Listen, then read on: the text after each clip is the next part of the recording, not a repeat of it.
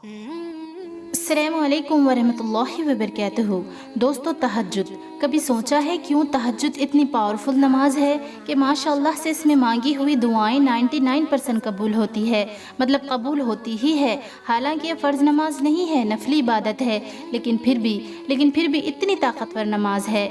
अक्सर रात के वक्त इंसान ख़ुद को लेकर, अपनी ज़िंदगी में चल रही परेशानियों को लेकर रात के वक्त बहुत ज़्यादा महसूस करता है।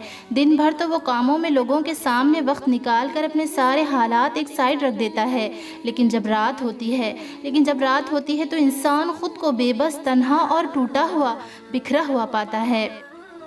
दोस्तों, उस वक्त इंसान अपना दर्द निकालना चाहता है और रोना चाहता है, और जो खुश नसीब होते हैं ना, वो अपना दर्द तहज्जुद के वक्त अपने रब्बे ताला के हुजूर रखते हैं और अपनी दवा पा लेते हैं। लेकिन कोई सैड सॉन्ग्स, गम भरे गाने सुनकर या बस बिस्तर पर लेटे लेटे रो रो कर अपना दर्द निकालते हैं, और यकीन जानिए उस दर्द की कभी दवा नहीं पाते। क्योंकि अल्लाह सुब्हानहू व तआला ने कुरान मुक़द्दस में इरशाद फरमाया है, अला बिज़िक्रिल्लाहि तत्मईनुल क़ुलूब, बेशक दिलों का चैन तो अल्लाह के ज़िक्र में ही है। दोस्तों, रात के वक्त जब सब सो रहे होते हैं, उस वक्त अल्लाह सुब्हानहू व तआला फरमाता है, कोई है जो मुझसे मांगे और मैं उसे अता कर दूँ। ये वो वक्त होता है जब खाली झोलियाँ भर दी जाती है, ये वो वक्त होता है जब बेचैन दिलों को चैन मिलता है। वल्लाह ये वो वक्त होता है जब दुनिया की सबसे खूबसूरत मुलाकात होती है। पता है किसकी मुलाकात? बंदे और उसके रब की मुलाकात। सुभान अल्लाह। दोस्तों, तहज्जुद की दुआओं को हल्के में मत लीजिए, ये बहुत पावरफुल नमाज होती है। लेकिन हाँ, याद रखिए कोई भी नफल नमाज, कोई भी वजीफ़ा तभी असर होगा जब पहले फ़र्ज़ की अदायगी होगी, मतलब कि 5 वक्त नमाज पाबंदी से पढ़नी है, तभी तहज्जुद भी असर करेगी। अगर रास्ते बंद नज़र आ रहे हैं और कदम तहज्जुद की तरफ जा रहे हैं, तो जान लो तुम्हारे रब ने तुम्हें तहज्जुद के लिए चुन लिया है। दोस्तों, वो महज इसलिए तुम्हारी निगाहों से रास्तों को ओझल कर देता है ताकि तुम इसे मनाने के लिए तहज्जुद तक जाओ।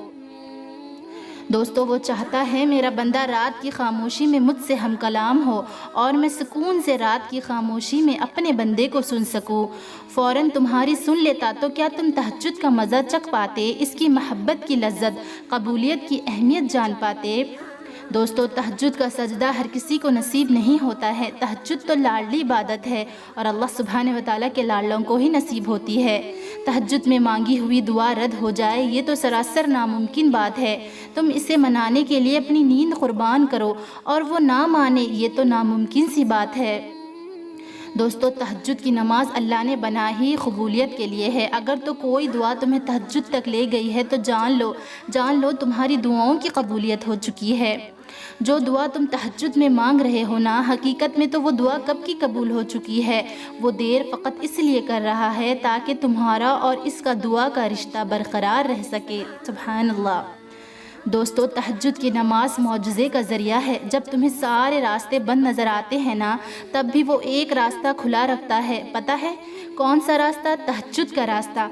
तहज्जुद तुम्हें अल्लाह के करीब करने का ज़रिया है। तहज्जुद तो अल्लाह को हाले दिल सुनाने का ज़रिया, बेहतरीन ज़रिया है कि जिसको लग जाए ना एक बार तहज्जुद की लगन, फिर इसे अपने रब से मुलाकात की लगन लग जाती है।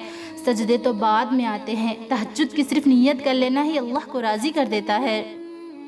दोस्तों, तहज्जुद वो नमाज है जिसके बारे में रसूलुल्लाह सल्लल्लाहु तआला अलैहि वसल्लम ने फरमाया कि इस नमाज की महज नियत कर लेने का ही इतना अजर है कि अगर कोई तहज्जुद की नमाज पढ़ने की नियत करके बिस्तर पे लेटे और सो गया कि कुछ देर बाद उठकर पढ़ेगा, लेकिन उसकी नींद ना टूट सकी, तो उसके लिए सिर्फ इस नियत कर लेने का सवाब अदा की हुई नमाज जितना होगा। सुभान अल्लाह। दोस्तों, जिस नमाज की बस नियत कर लेने का इतना बड़ा अजर है, तो फिर सोचो तुम्हारे सजदे क्या कुछ कर सकते हैं।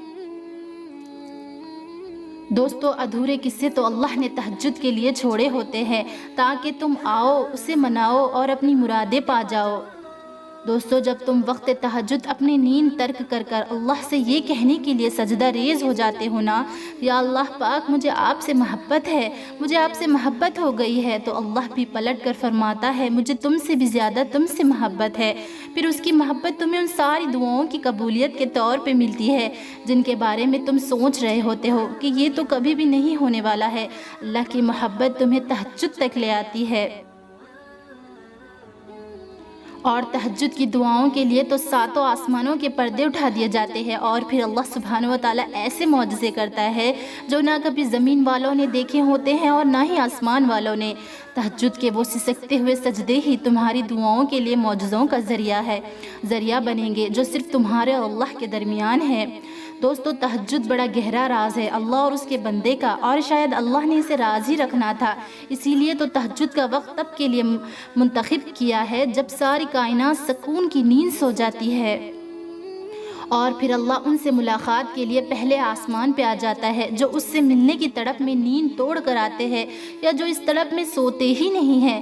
ہم اکثر سوچتے ہیں کہ جب اللہ رہتا ہی دل میں ہے تو پھر اس نے یہ کیوں کہا کہ میں رات کے آخری پہر پہلے آسمان پہ تشریف لاتا ہوں اور پھر اپنے بندے کو آواز لگاتا ہوں کہ ہے کوئی مانگنے والا کہ میں اسے نواز سکوں، ہے کوئی مجھے پکارنے والا کہ میں اس کی پکار کا جواب دے سکوں۔